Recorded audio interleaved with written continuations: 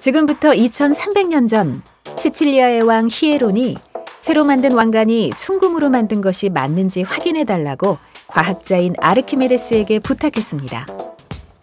아르키메데스는 왕관에 들어간 것과 같은 양의 순금을 물통에 담궜을 때 물이 올라간 높이를 기록하고 왕관을 담궜을 때 물이 똑같은 높이만큼 올라가지 않으면 왕관에 금이 아닌 다른 금속이 섞인 것이라고 생각했습니다. 그리고 실험을 통해 금세공업자가 왕을 속인 것을 증명했습니다. 식품과 관련해서도 제품 속 구성재료가 무엇인지를 알아내는 어려운 과제가 우리에게 맡겨져 있습니다. 여기 새우로 만든 식품이 있습니다. 하나는 값비싼 대하로 만든 해산물전이고 또 다른 하나는 값이 저렴한 흰다리 새우로 만들었습니다. 두 제품은 겉모습은 비슷하지만 원가 차이가 많이 나기 때문에 제조업자들은 대하 대신 흰다리 새우를 사용하고 싶은 유혹을 받습니다. 식품 제조에 들어가는 원료는 대부분 갈거나 으깨어 쓰기 때문에 눈으로 봐서는 어떤 재료를 얼마나 사용했는지 알아낼 수 없습니다. 각종 감미료를 첨가하고 발색제를 넣어 색깔까지 조절하면 현미경으로 아무리 들여다보아도 제대로 된 원료를 사용했는지 알아낼 도리가 없게 됩니다. 그렇다면 식품 원료를 알아낼 방법은 없는 걸까요?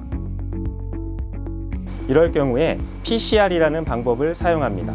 PCR은 식품 원료에 존재하는 고유의 DNA를 선택적으로 증폭할 수 있어 실제로 제품에 그 원료가 사용되었는지를 신속하게 판별해낼 수 있는 방법입니다. PCR은 폴리메라제 체인 리액션, 즉 중합효소 연쇄 반응이라는 의미로 해당 생물에만 독특하게 존재하는 유전자를 찾아서 그 양을 크게 증폭시킨 다음 분석하는 방법입니다. PCR을 위해서는 우선 해당 시료에서 유전자를 추출한 다음 섭씨 94도까지 가열해서 DNA를 변성시킵니다. DNA에 열을 가하면 DNA의 이중 나선 구조가 풀어지면서 간격이 벌어집니다.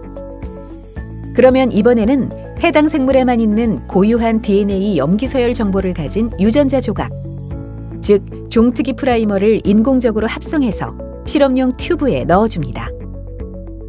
그리고 온도를 낮추면 프라이머는 시료 속 DNA 중 동일한 염기서열을 찾아 자리를 잡습니다. 이때 온도를 72도까지 올리면 DNA를 합성할 수 있는 효소, 즉 DNA 중합효소가 프라이머 다음부터 유전자를 복제하기 시작합니다. 복제가 끝나면 온도를 더 올려 DNA를 분리하고 중합효소를 이용해서 복제하는 과정을 여러 차례 반복합니다. 복제를 거듭할 때마다 유전자는 빠른 속도로 증가하는데 이 과정을 10번 정도만 반복하면 시료 속 해당 유전자는 원래보다 1000배나 더 많아지기 때문에 그 존재가 쉽게 드러나게 됩니다. 이런 분석 방법을 PCR을 이용한 유전자 분석법이라고 합니다. 유전자 분석법을 이용하면 식품에 어떤 재료가 사용되었는지를 손쉽게 확인할 수 있습니다. 건강기능식품 중 백수호 제품이 사용되었는지를 확인하고 싶으시면 백수호 특이적인 유전자를 증폭함으로써 그 진위 여부를 손쉽게 파악할 수 있습니다.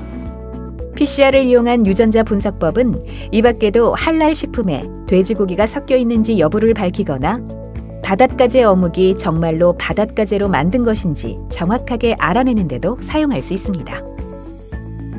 우리 식품의약품안전평가원은 가짜 백수호 제품, 불량 고춧가루, 베트남 메기를 사용한 창난젓 등의 불량식품을 과학적으로 판별할 수 있는 유전자 분석법을 지난 2010년부터 개발해왔습니다. 그 결과 209종의 식품 원료에 대한 유전자 정보를 확보해 유전자 분석법을 완성했습니다.